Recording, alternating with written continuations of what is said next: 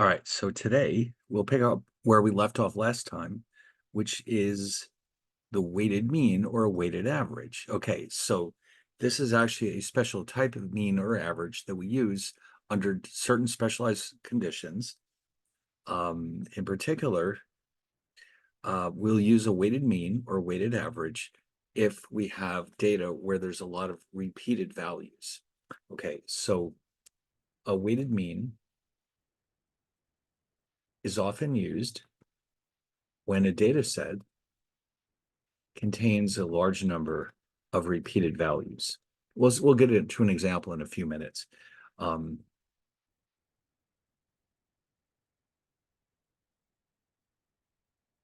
let's say, for example, I was trying to find out, the average age of all the Fordham students. There's a lot of people who are obviously 18, 19, 20, 21. So I might use a weighted average to calculate the mean of the ages of all the students at Fordham. Now, weighted mean is also used when some of the elements in a data set are more important than others. Now, what do I mean by that? Well, the classic example of this is calculating your GPA. Okay, so the interesting thing about GPAs is you must use a weighted average because of the fact that all of your classes may not necessarily have the same number of credit hours. All right, so when calculating GPAs, a weighted average will be used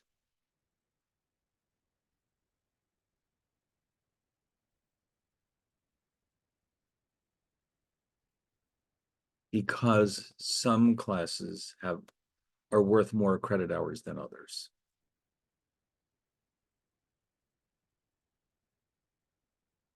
In this case, it is important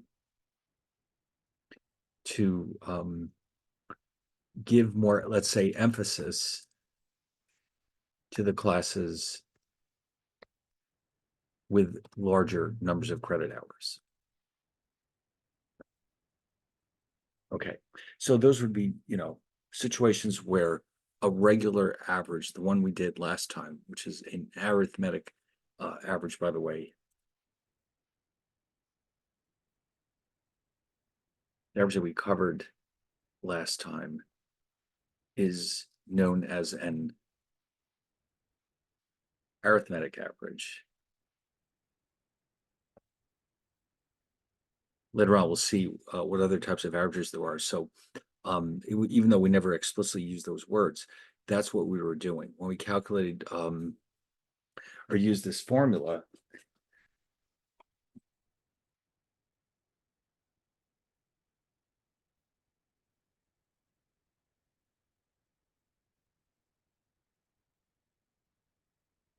It's usually, we just call this the mean, or although in this case it's actually the sample mean, but technically what we've got here is an arithmetic mean.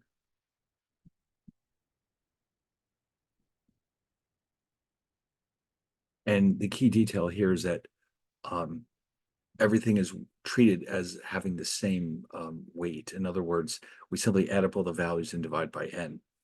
With a weighted average, we don't do it that way. Okay, so how do we calculate a weighted average? Well, here's the formula. So you can see there's that X bar that we're so familiar with now, and that indicates that this is the weighted average or weighted mean of a sample.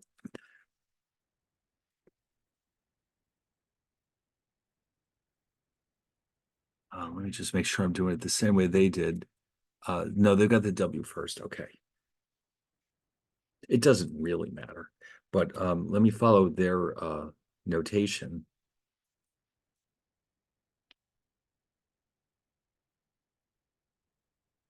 And so what does this formula mean?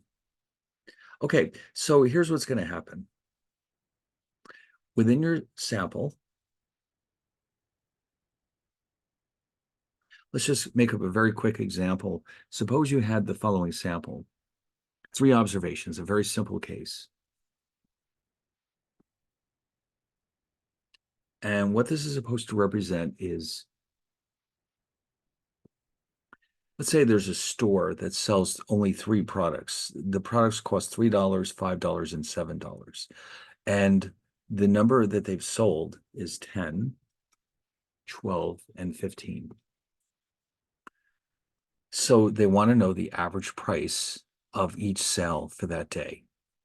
Now, they could add up all three X's and divide by 3, but that's going to give them a deceptive answer because that doesn't take into account the fact that we sold more of the $7 products than the $3 products. So the weights in this case represent the sales of that product. And so what this formula is telling us to do is this.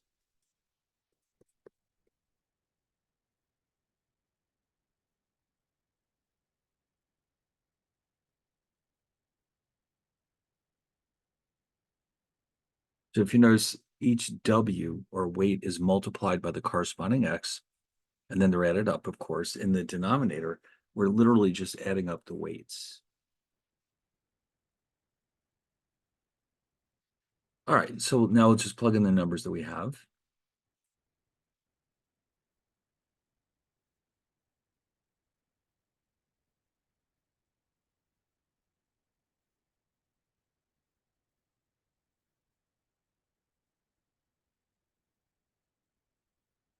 All right, let's see how that works out. Also, while we're at it, why don't we see how that compares with the um, arithmetic average that we would get by simply adding up all the x's and dividing by 3. So we're going to have 30 plus 60 plus 105 all over 37. And that adds up to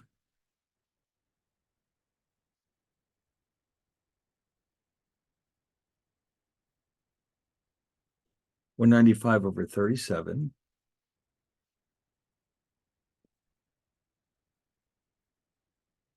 which is approximately 5.27. Okay, so there's the average product that was sold today in the store costs $5.27. Now, of course, none of the products actually sells for 5.27, but the average is 5.27. Now, if you had incorrectly tried to calculate this average by simply adding up 3, 5, and 7, you would have gotten $5 as your average. So the reason why the weighted average is higher than the simple arithmetic average is because we sold more of the expensive items than the cheaper items. And so the actual average is 5.27, not $5. So now, by the way, if you notice too, this process can save us a lot of time because if we just had the raw data, all 37 prices, we would have had to add up 37 numbers and then divide by 37, which we certainly could have done. But I think you'll agree this is a lot faster. So, there are other motivations for doing this besides just properly taking into account the weights of our observations. Anyway, oh, one more thing I almost forgot to mention. If we're dealing with a population, then the formula would look like this. Exactly the same, except for the mu over here. If you remember from last time, remember the rule of thumb is use Greek letters to represent populations and Roman letters for sample measures.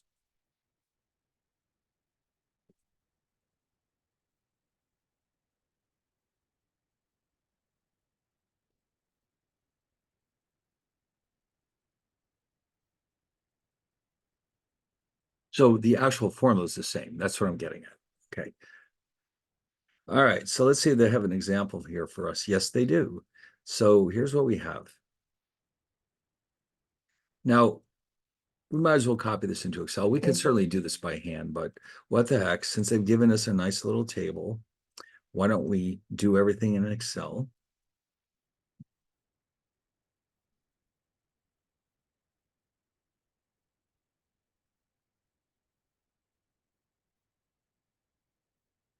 Now, the good thing about this is it should be possible. No, Okay. All right, hold on 1 second. Let's try that again.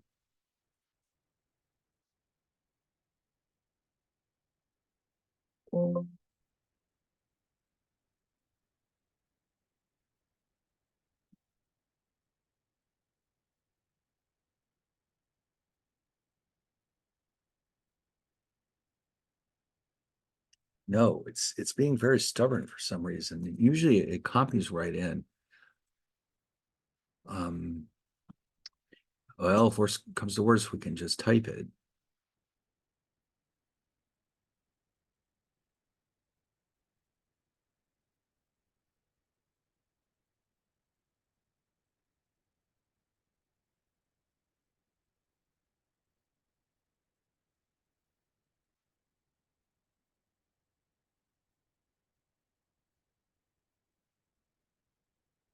There you go. Finally, I don't know what the holdup was, but here it is.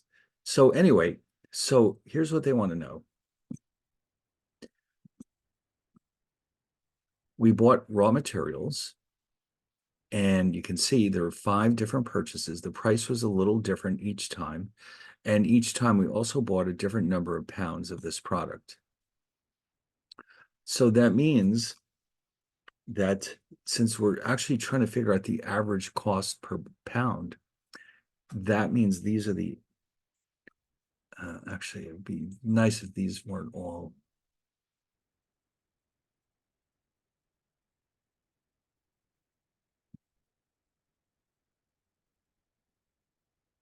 Hold on 1 second. I'm going to flip it over from,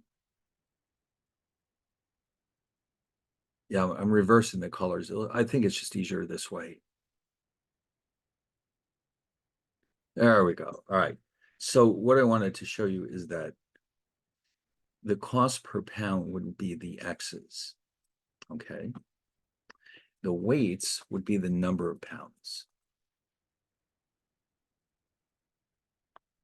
All right. So those are my X's. These are my weights. Okay. So they want us to calculate the weighted average cost per pound. So if we did it by hand, you'd multiply each of these costs times the number of pounds, and you'd add them up, and you'd ultimately divide by the sum of the weights, which in this case is the pounds. Okay, so we can do that very quickly in Excel.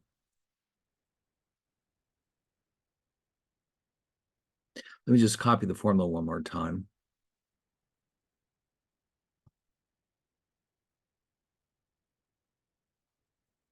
Just for reference, so we don't forget. Now, in the slides, what they're doing is they're having us create a column where we multiply the weights by the X's. We can do that here too. It's not absolutely necessary, but let's do it. All right, just because that's what they've done in the slides.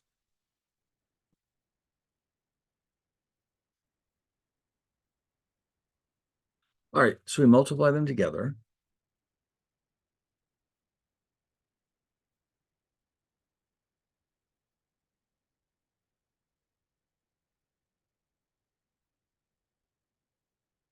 And then we're going to add them up, of course.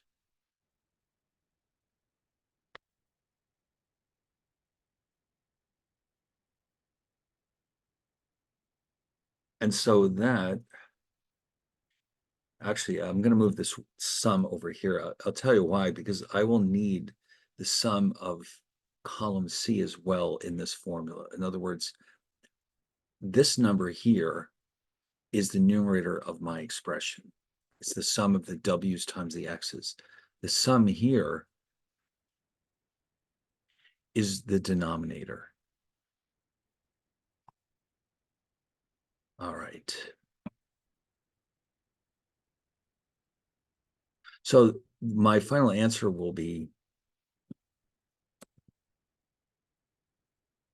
the ratio of those last 2 columns, the sum of the W's times the X's over the sum of the weights.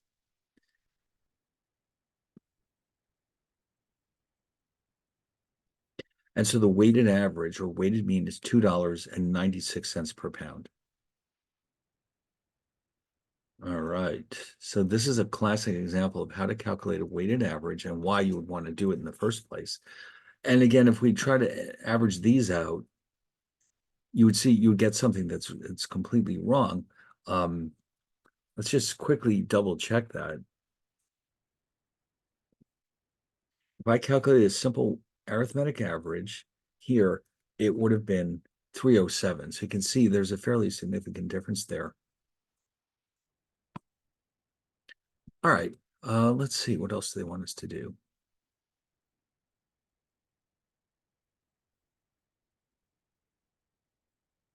Oh, and they did the same thing I did. Just in case, if you were wondering, the equally weighted or simple or arithmetic mean would have been 307, which is clearly not correct. Now, the geometric mean is a little bit different. This is something that's going to prove to be very useful in financial applications, especially with rates of return to stocks and that type of thing. So here's how it's calculated. Now, that's a terrifying looking formula, isn't it? So, now I just realized we do have a spreadsheet for this one. It's chapter 3 mutual fund, actually. So, let me use this to get our results.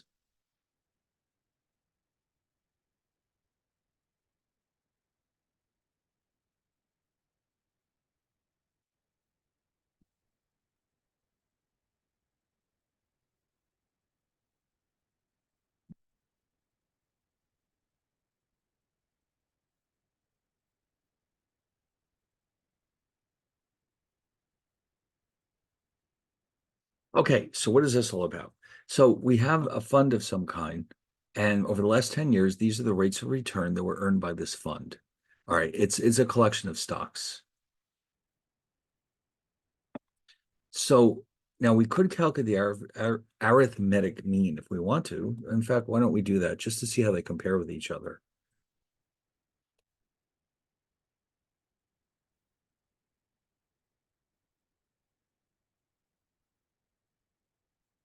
So for that, I'm literally just going to, I could just add them up and divide by 10, but I can also use Excel's command average.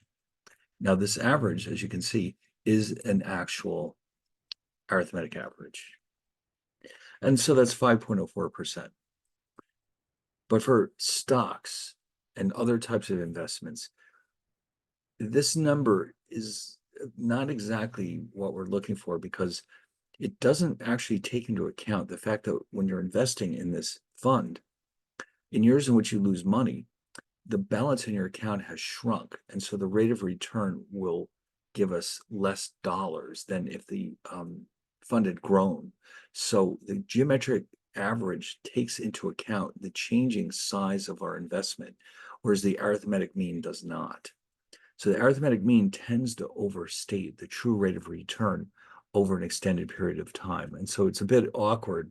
So for something like this, it's good to have both of them if we need them. But this one's a little bit more complicated because the geometric mean, the way it's defined, it cannot allow for negative numbers. What do we do then? Well, now what they've done here too is they've created this thing called a growth factor.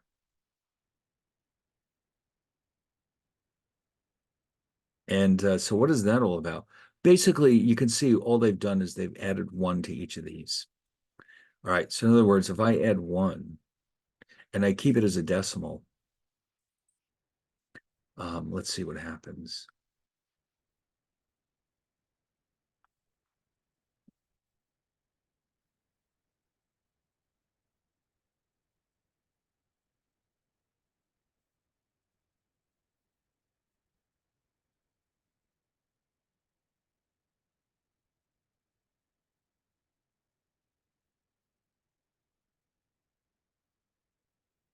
Yeah, we have to watch out. You know what the problem is? They're using whole numbers here. We need decimals. So what I'm going to do is this. I'm going to divide this by 100 and then add the 1. And there you go. There it is. So now we don't have any negatives. So 0.779 means that after this first year, every dollar we had in our account is now worth only 77.9 cents. Okay, so that's how you interpret these numbers. So after 10 years, every dollar we started out with is now worth $1.02. So the geometric mean is applied to these numbers because there's no possibility of any of them being negative.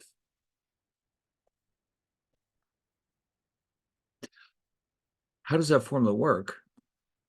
Let's go get it back and let's see what you're supposed to do.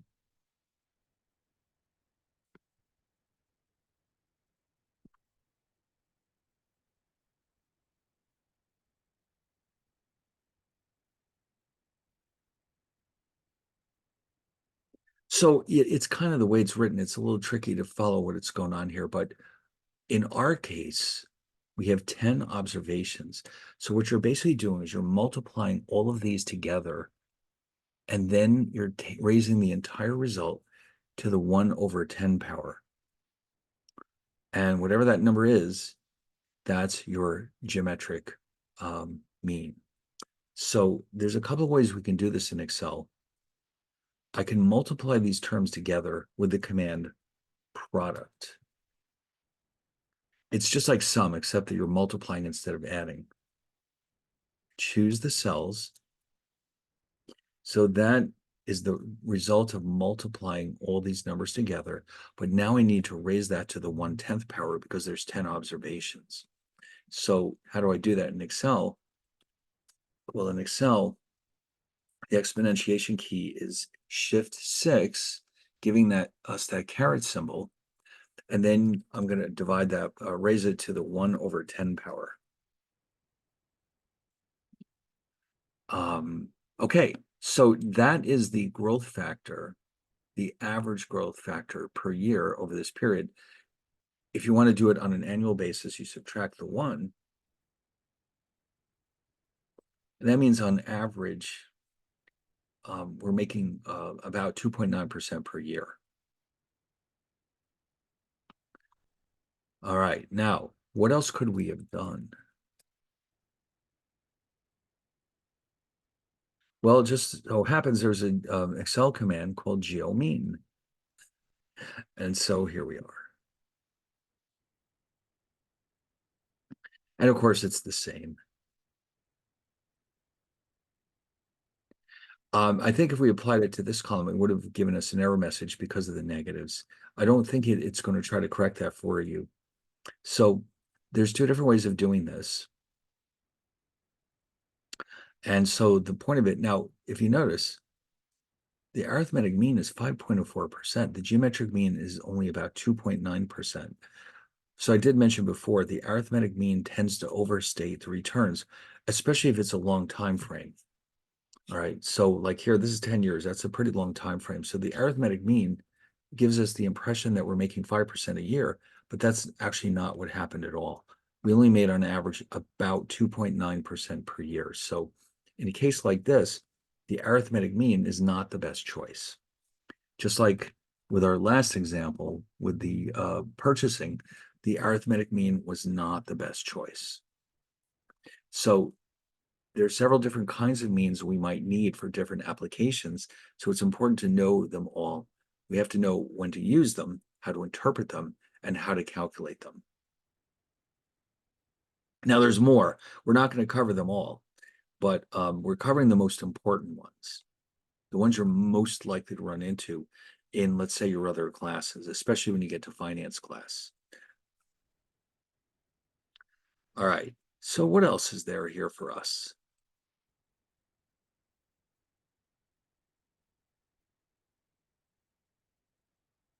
Percentiles. Now you've run across this concept. What is a percentile? Well, it means that if you took the data and broke it up into 100 even parts,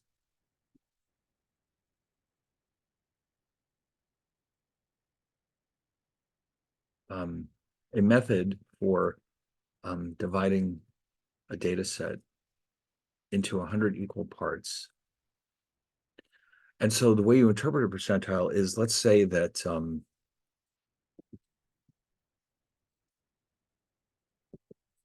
suppose your score on the math portion of the SAT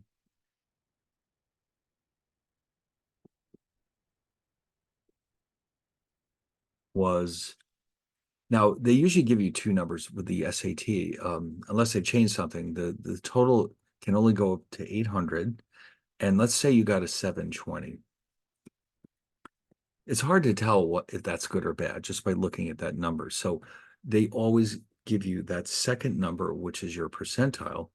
The percentile, let's say, is 95. Or it might be listed as 95%. So that means that of all the people who took that test, where if I remember correctly, they give you 200 points for writing your name on the paper. So it goes from 200 to 800 and you got 720. What they're telling you is that 95% did as well or worse than you, and only 5% did as well or better than you. That way, it's easier to compare different results. Like, it's pretty clear when, or you sometimes you might remember when you were younger, like you would be weighed and your height would be measured, and would have been told what percentage you represent. So if you're very tall, you might be in the 90th percentile. If you're not particularly tall, you might be in the 45th percentile, that kind of thing. Or sometimes when you hear an article or see articles on the internet about incomes, they constantly talk about the upper 1%. They mean the people whose income is so high that only 99% of the country is at that level or below. So percentiles are very, very useful for a lot of types of data where the important detail is not the raw numbers themselves, but where do you stand compared to everyone else. So here, for example, the 720 is nice, but it doesn't really mean a whole lot. It's the 95% part that really tells Fordham that you belong in the school. Okay. So that's why this is such an important idea, because it makes it easy to compare the results among different members of a data set. So now the unfortunate thing, though, now this is one of the bizarre things we do occasionally run into in statistics. There are multiple ways of calculating percentiles. This is one of those rare areas where there's not complete agreement about what is the best way to calculate a percentile. And so what that means then is that the technique we're about to use might give us different results than what Excel is doing. So this is something we have to keep an eye on. If our data set is very large, then the different techniques will provide extremely similar results.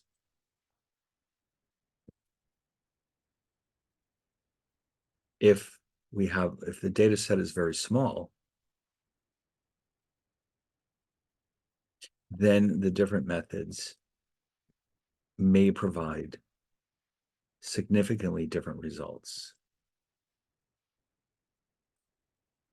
All right, so let's do an experiment here. Let's try the formula that they're going to give us and see what happens. And then we'll ask Excel to do the same thing. So what they are basically giving us here, this is not the actual percentile. This is an index. So in other words, going back to the starting salaries, which we had last time, what if we're interested in a particular percentile? Now, to do this, we do have to sort the data from low to high.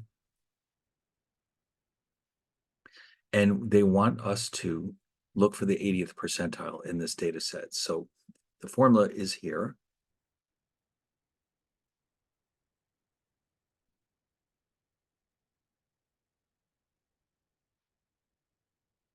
And the part, now the n is the number of observations,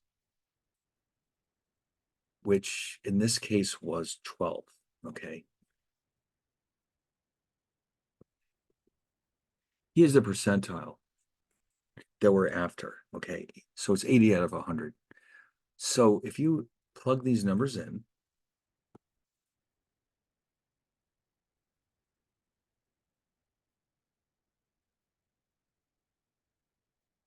you're going to get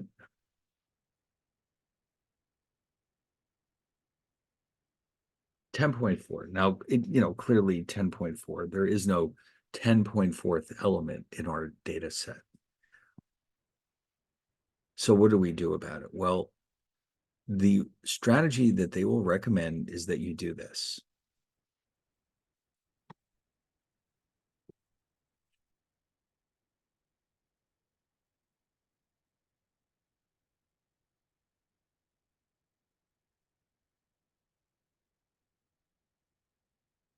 The 10th element plus 40% of the difference between the 11th and the 10th elements.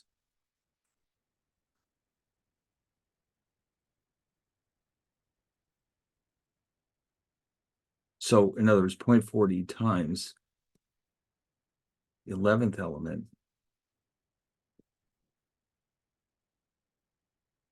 minus the 10th element.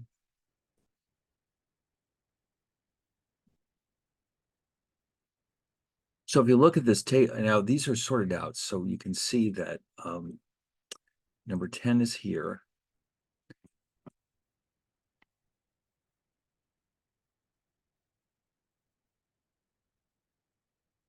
Let's make that, let's say, green. So this is element 10, this is element 11. So to apply that technique here, you're going to have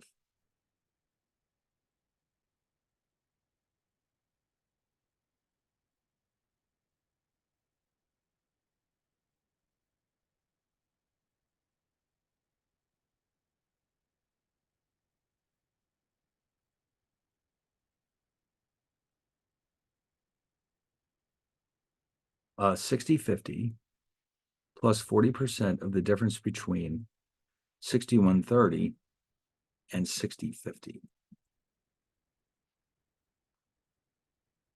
Or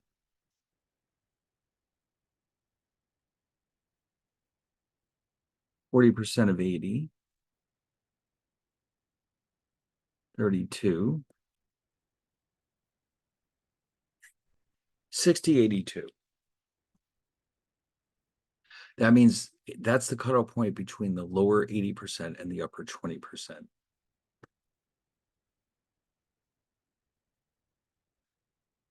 Now that, that was kind of a lot of work. Now, what I would like to do is go back and see how Excel handles this, because I suspect that we're going to get a different number out of Excel. If it has a different formula built into it, we're going to get a different number.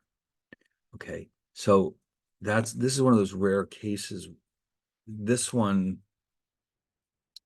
there's maybe one other where this is going to be a problem. So we just have to be very careful. If you have to do this with the mind tap problems, just do whatever process they're doing in the book on the slides. Okay. You can try to use Excel, but make sure you're using the formula that's in the slides, because that's what they're going to ask you for. So in Excel, you just say, well, percentile, and you say, well, I want you to find it in this data set.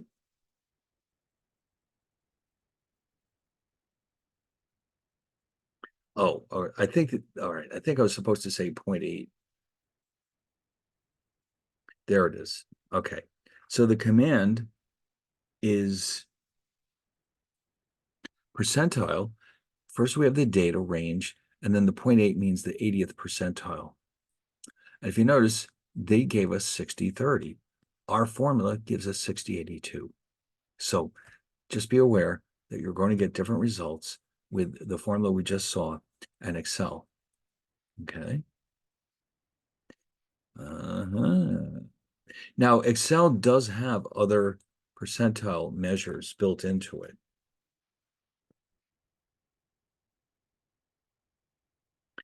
And I believe the one that matches up with what we're doing is the EXC, but I'm not positive. It's one or the other. I've forgotten. Okay, there it is.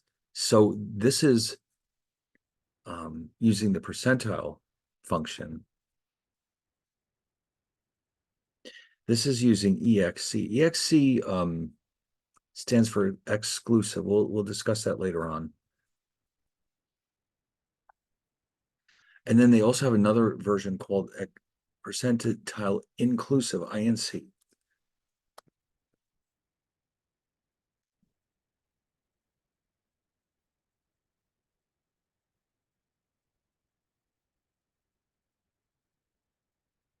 And that, uh-huh. So that gave us the same result as the plain percentile command. So now if you notice, there's still three of them in there. What often happens with Excel is Excel has been around for a long time. I think the first year was like 1977 or something like that.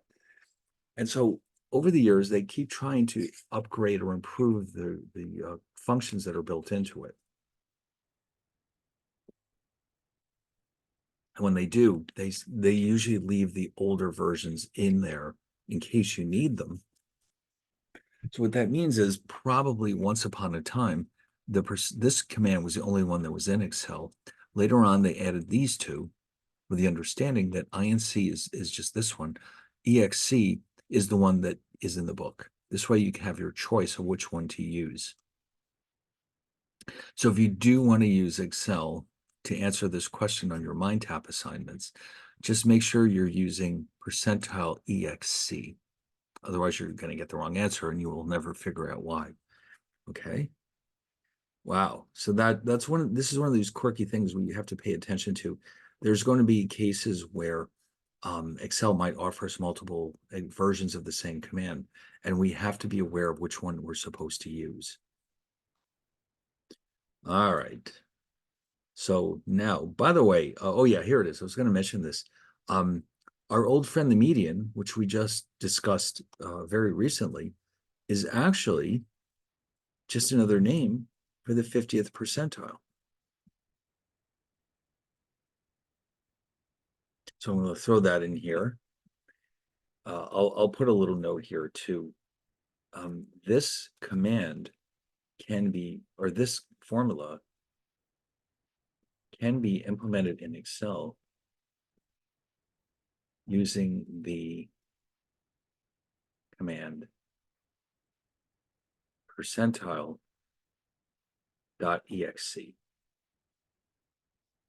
Okay, so make sure you're using percentile.exe.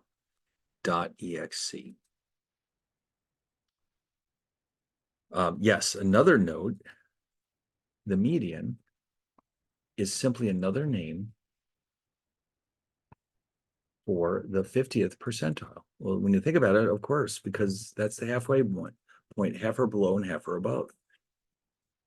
But now we've got these other measures that they're about to introduce to us called quartiles. And you can see the first quartile is just the 25th percentile.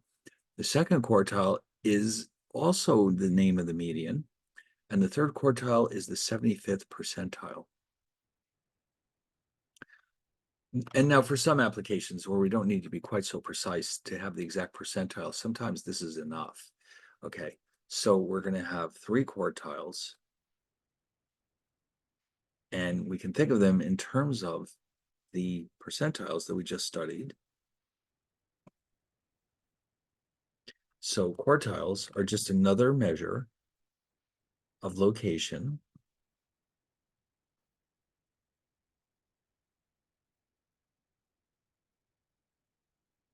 Now, by the way, I want to mention that the first quartile is often expressed as Q1.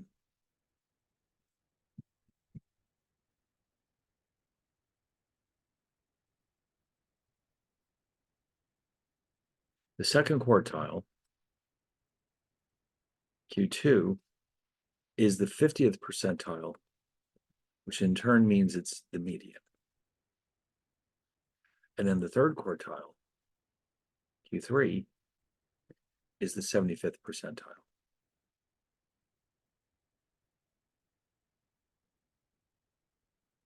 All right, so how do we calculate these? Well, again, this is where we're going to see a potential conflict between the formula in the book and the Excel commands.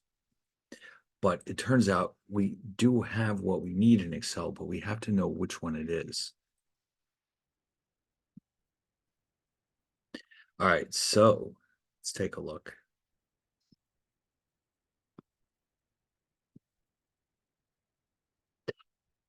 So basically, what they're going to have us do is use this LP formula, except we're going to use it 25 for the first quartile, 50 for the second, and 75 for the third. All right, so why don't we go back to our starting salaries. And I'm going to copy this somewhere else because we're frantically running out of room here.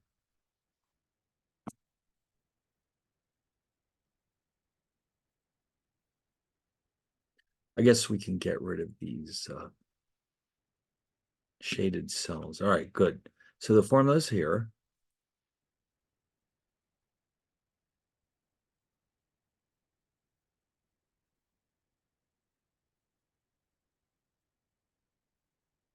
So for the first quartile,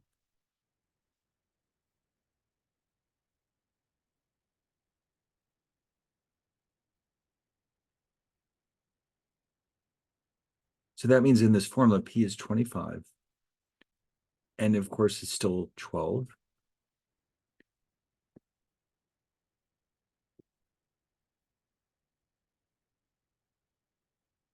So remember, this is an index. This is not the actual quartile. And that's going to give us 3.25. So how do we find this? Well, it's going to be somewhere between the third and the fourth elements. And so we're going to do this.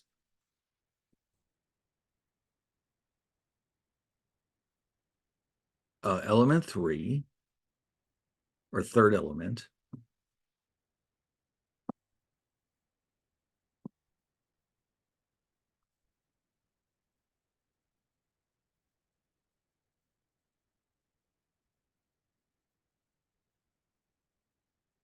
plus 25% of the difference between the fourth and the third element.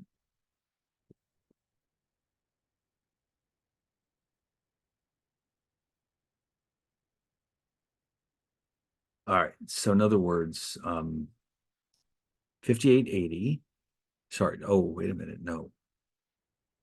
The third element is 5850, plus 25% of the difference between these two.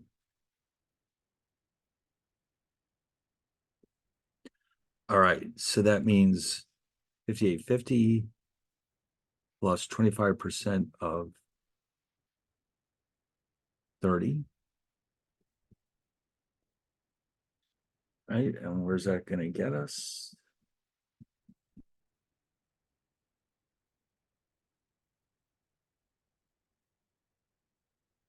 $58, $57.50.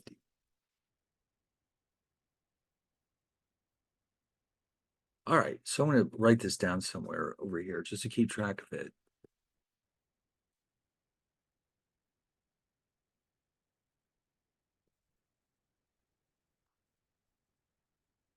And then for Q2, 50th percentile, P is 50, N is still 12. So this formula tells us to find the index at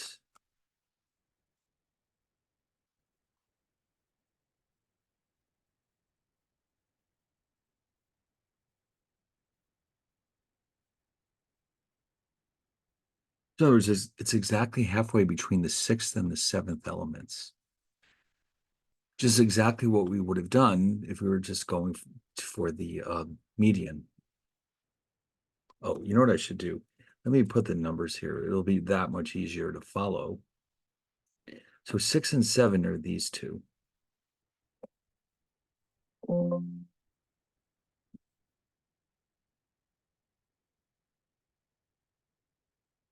So that means we're going to have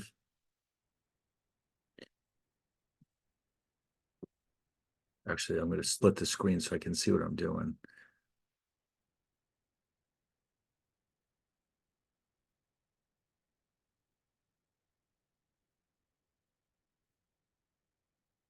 We're going to have the sixth element plus half of the difference between the seventh element and the sixth element.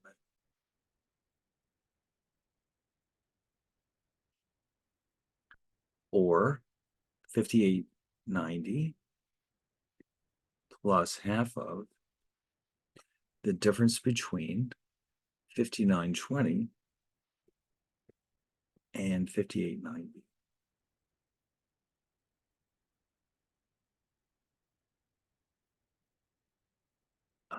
30. So that's going to be 5890 plus 15.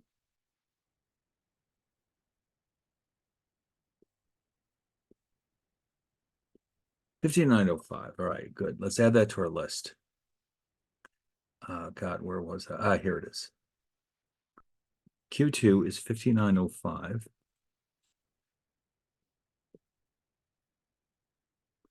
And then finally Q3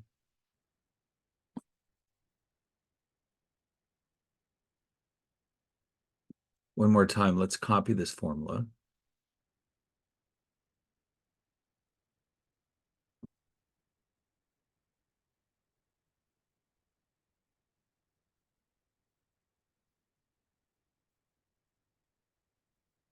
So that means this time our index will be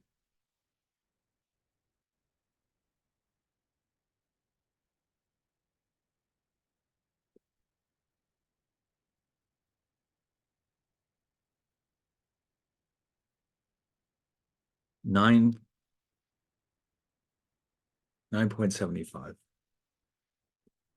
All right. So in other words, it's somewhere between 9 and 10.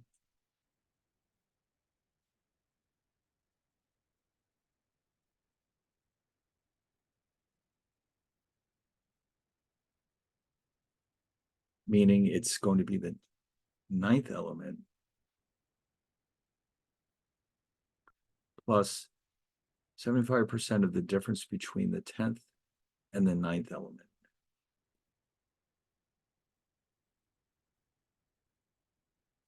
Or 5950 plus 0.75 times 6050 minus 5950. Okay. And so that's going to leave us with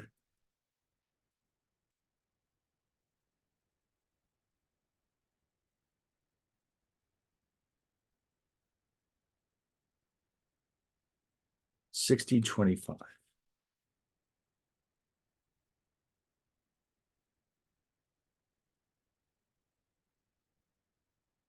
All right, so we have all three of them now.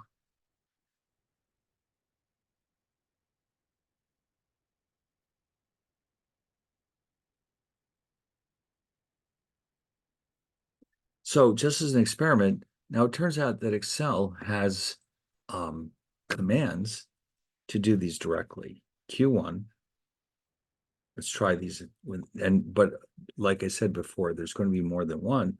And so let's try this. So if you notice, it's the same setup, quartile.exe, quartile.inc, and quartile by itself. So let's try .exe.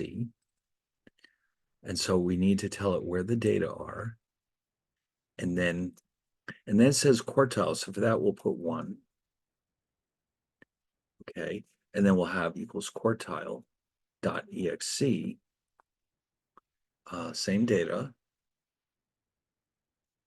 quartile 2, and then for quartile 3, we have quartile.exe,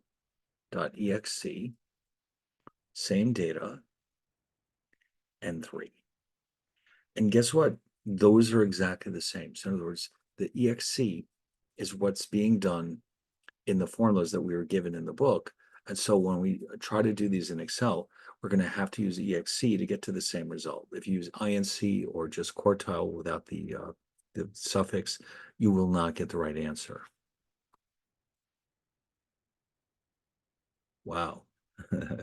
You wouldn't think the formulas would be, I mean, you'd figure by now all these formulas should be 100% standardized, but no, there's still a few where that's not the case. Not that many, very few, but there are some, and these are some of them. All right, what else do we have now? You think we would have covered all the possibilities here, but no. Oh, they did mention it here, and okay, they did help us out here by mentioning that you're supposed to use the .exe. So that was it for the measures of location. All right. So what exactly is coming up next? These are what we call measures of variability. And again, just to mention, let's say using finance as an example, imagine yourself owning a portfolio of stocks. And, of course, you want to know what is the average return to those stocks. For that, you use a measure of location. But you also want to know how risky the stock is.